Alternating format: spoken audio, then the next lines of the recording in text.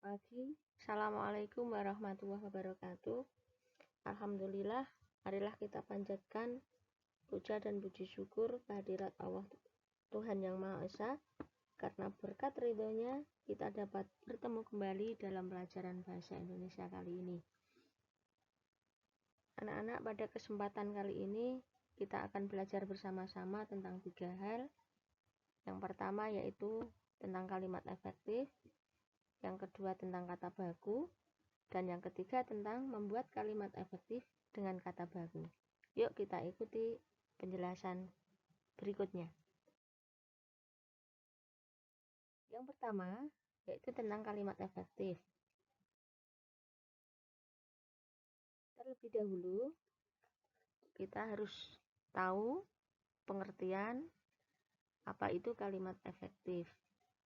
Nah, sering kita mendengar istilah ini ya, bahwa kalau membuat kalimat itu yang efektif. Nah, sekarang pengertiannya apa ya? Nah, bahwa kalimat efektif itu adalah kalimat yang memiliki potensi untuk menyampaikan pesan, ide, gagasan, atau informasi secara utuh, jelas, dan tepat, sehingga pembaca atau pendengar dapat memahami maksud yang diungkapkan penulis atau pembicara. Gitu ya. Nah, agar kita lebih paham tentang kalimat efektif itu yang bagaimana, maka kita harus terlebih dahulu mengetahui ciri-ciri kalimat efektif itu. Nah, ciri yang pertama, kalimat efektif itu memiliki unsur kalimat yang lengkap dan tepat. Nah, yang dimaksud unsur kalimat itu yang bagaimana? Unsur kalimat itu antara lain adalah subjek, predikat, objek, dan keterangan. Nah, kalimat bisa dikatakan efektif itu sekurang-kurangnya harus terdiri dari subjek dan predikat. Ciri yang kedua, kalimat efektif itu menaati ejaan dan kaidah kebahasaan yang baku. Nah, yang baku itu yang dimaksud adalah yang sesuai dengan ejaan bahasa Indonesia yang disempurnakan atau pedoman umum ejaan bahasa Indonesia. Ciri yang ketiga, kalimat efektif menggunakan pilihan kata atau diksi yang tepat. Maksudnya, kata-kata yang dipilih itu sesuai dengan maksud yang ingin disampaikan. Ciri yang keempat, kalimat efektif itu menggunakan struktur bahasa yang logis dan sistematis. Ciri yang kelima, ide pokoknya tersampaikan dengan jelas. Ciri yang keenam, menggunakan kata dengan tepat dan tidak bertele-tele. Sedangkan ciri yang ketujuh, memanfaatkan variasi struktur kalimat. Jadi tidak harus bahwa subjek itu selalu terletak di depan atau keterangan itu selalu terletak di belakang. Jadi boleh dibalik susunannya. Maksudnya begitu.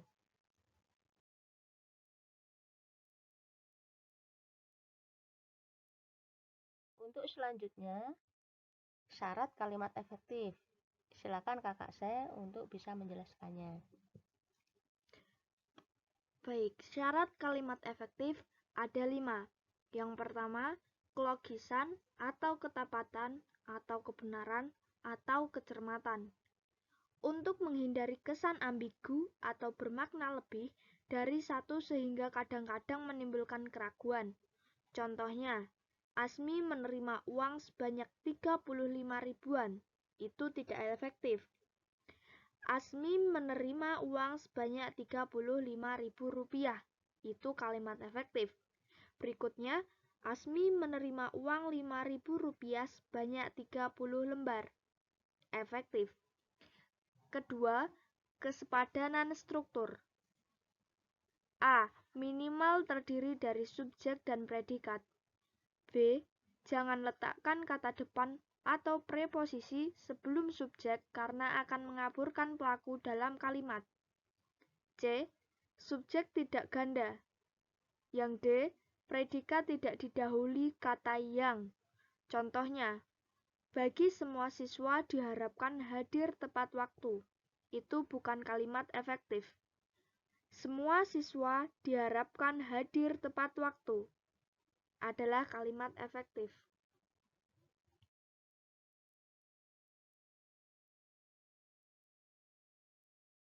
Syarat yang ketiga, kesejajaran atau keparalelan.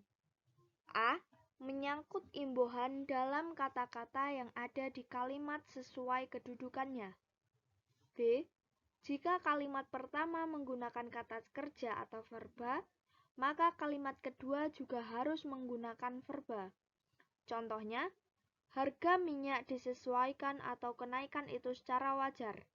Itu bukan kalimat efektif. Harga minyak disesuaikan atau dinaikkan secara wajar adalah kalimat efektif. Syarat yang keempat, kelugasan dan kehematan kata. A. Penggunaan kata yang ringkas dan tidak bertele-tele. B. Menghilangkan pengulangan subjek yang sama pada anak kalimat. C.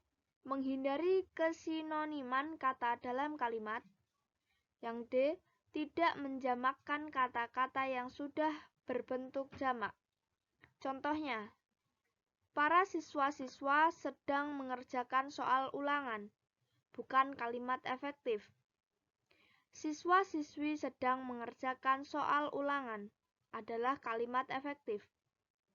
Dan syarat yang kelima adalah kejelasan dan ketegasan makna. A. Meletakkan kata yang ditekankan di depan kalimat. B. Membuat urutan kata yang bertahap. C. Melakukan pengulangan kata. D. Melakukan pertentangan terhadap ide yang ditonjolkan. E. Menggunakan akhiran penekanan seperti lah, pun, dan kah. Contoh kalimat tidak efektif. Kamu makanlah nasi itu sampai habis agar tidak mubazir. Dan contoh kalimat efektif. Makanlah nasi itu sampai habis agar tidak mubazir.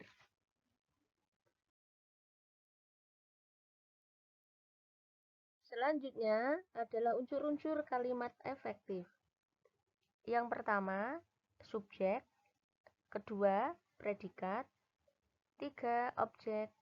Dan yang keempat, keterangan.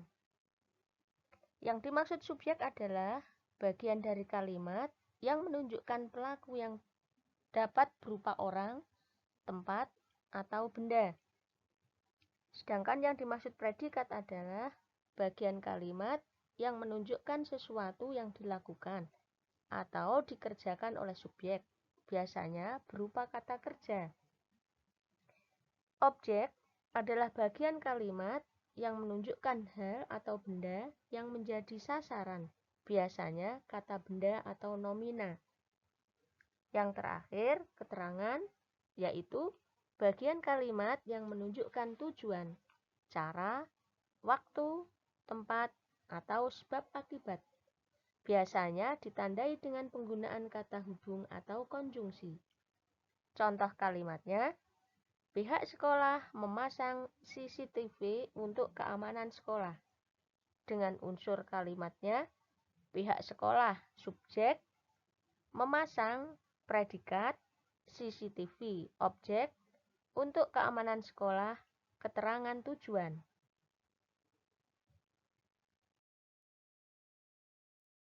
Yang kedua, tentang kata baku. Pengertian kata baku adalah kata yang penggunaannya sesuai dengan kaidah-kaidah yang ditetapkan dalam ejaan dan tata bahasa Indonesia. Kata yang sesuai dengan pedoman umum ejaan bahasa Indonesia PUEBI dan bersumber dari Kamus Besar Bahasa Indonesia KBBI. Digunakan untuk ragam resmi baik dalam penulisan maupun pengucapan. Dan pengertian tentang kata tidak baku adalah kata yang menyalahi kaidah-kaidah yang telah ditetapkan. Ketidakbakuan kata bisa disebabkan oleh pengaruh bahasa daerah, bahasa asing, ataupun ragam bahasa percakapan.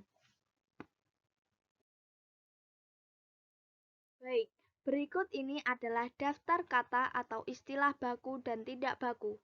Kalian bisa pause sebentar, lalu pahami, bedakan mana yang baku dan mana yang tidak baku.